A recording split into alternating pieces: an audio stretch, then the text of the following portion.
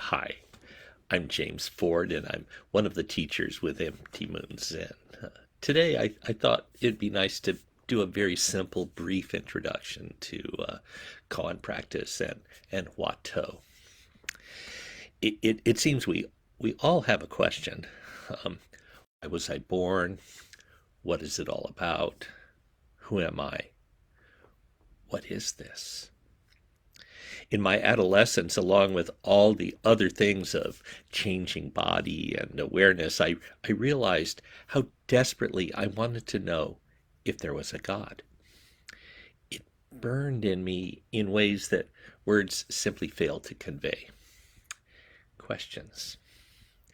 In Zen, there are two ways of taking questions as invitations to discoveries in a way a bit different than what we find in conventional answers. One is the Koan, the Chinese word Gong'an. Koan literally means public case, as in a legal document. It's a word, a phrase, a whole story. It's wrestled with a spiritual director. The other, it's closely related. Huatou is a Chinese word, roughly meaning word head or essential point. I've also seen it rendered as critical phrase, Watau in Japanese. Now, in our English usage, the Japanese word koan has become normative because we came to that practice first with Japanese teachers.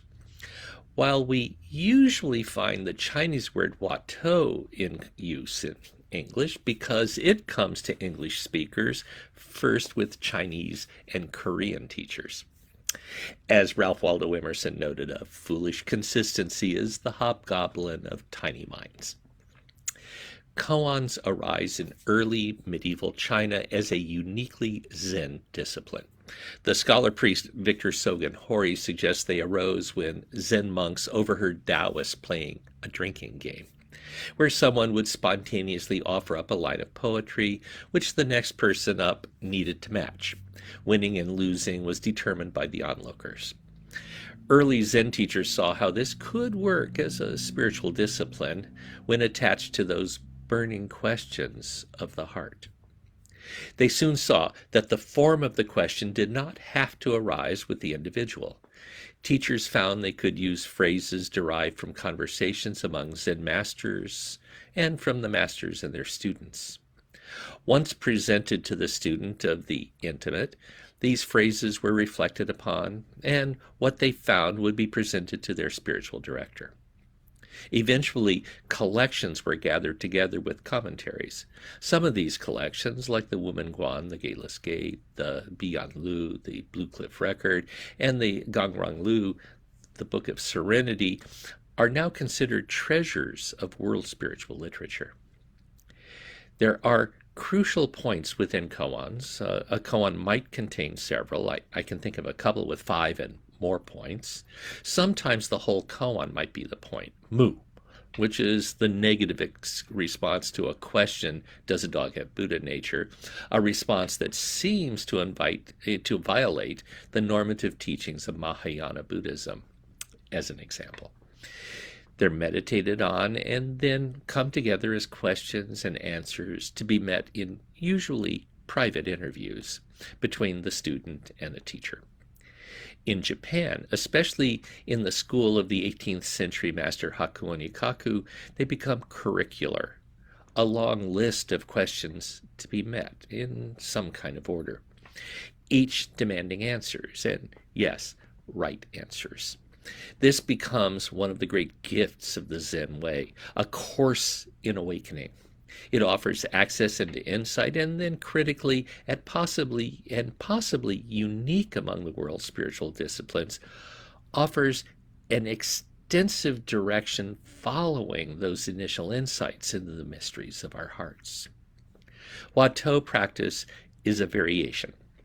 Chinese koan practice followed Dahui Zhao's teachings. At the end of the 11th century, Dahui felt koan practice had degenerated into mere examples of literary brilliance beautiful, sometimes dazzling, but no longer a discipline on the path of awakening. He even famously tried to destroy the existing copies of his master Yan Wei's collection, the Blue Cliff Record, as a distraction from the primary point. Fortunately, he failed there. He offered a reform to the discipline, and it's what we generally call Watau practice. Watau can be seen as the original heart of formal Koan disciplines, and through his influence on the Korean master Chenul, the practice we differentiate from Koan disciplines, certainly from curricular Koan practice, remains the normative form in both China and Korea. Watau are very brief phrases like, "What is God?" or "Who am I?" or "What is this?" They're phrases capable of self-emptying and bringing us along toward an intimacy that words in and of themselves find elusive. In my own pre-Zen days, "Is there a God?" burned hot. As I attended to it, I realized that the question wasn't actually quite right. "Is there a God?" was a first draft of my deep question. Somewhere along the line, and I can't say when or even how, the question reframed itself for me. What is God? The first draft was intellectual and had to do with falsification. I found the factuality of God an important question, and it led me on a path of trying to understand the shape of the world, actually the shape of the cosmos and the place of humanity, and more specifically, me, within the cosmos. It was important, and I'm grateful for that. But it wasn't the real question. The real question was, what is the mystery? How do I understand this life? Are we just meat? And what is the wonderful and terrible thing that I find everywhere around and in me? At some point, I found the word God was no longer even necessary, and with that, the question changed once more. The word almost disappeared. Instead, what I had was a burning curiosity, a wondering. Today, as I try to name it, I see how words fail. They're important, they take us places, but at some point they fall apart, at least when we're looking for the most important thing. That question of meaning and purpose. For me, while I could say God, what it became for me was the lens of a telescope, or perhaps the lens of a microscope. If I understand Dawei's reform, it was to worry less about finding an answer to the koan and more to find what it showed the student of the way, where it took the practitioner. On my own path, it was finding in my question at its heart was some great doubt. And whether one is following a curricular form of the practice or simply sitting with one question with no expectation, however subtle, there would someday be another, is the same. The secret of the practice is discovering the heart of doubt. This doubt would take me on a path where I would discover Zen's traditions helpful in ways that settled the great hurt and allowed me a way to live into the mystery that was so transformative, that, well, gave me my life. Not precisely the life described in the extravagant descriptions of enlightenment, which too often pretend another place, but as it is, as it really is, at one with the highs and lows, at one with knowing and forgetting, at one with successes and failures. Koan and Watau are the expressions of intimacy. Using the language of my original question, Koan and Watau shows us how to know God. The contemporary Chan master Xing Yin offered a simple three-stage description of the Watau as a practice. It's a good framework. After being assigned the question, I would add, or finding it for oneself, simply repeat the question. You can think of it as a mantra, a sacred phrase to be chanted or recited or sung, or, well, the secret's in repetition. Slowly, while paying attention. Analytically, trying to understand it.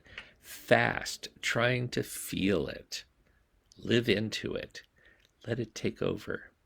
Let the wandering mind, your wandering mind, focus with the Watau. In some ways, this is a gathering of the mind, a form of concentration. As it becomes intimate, then drop the question into the question.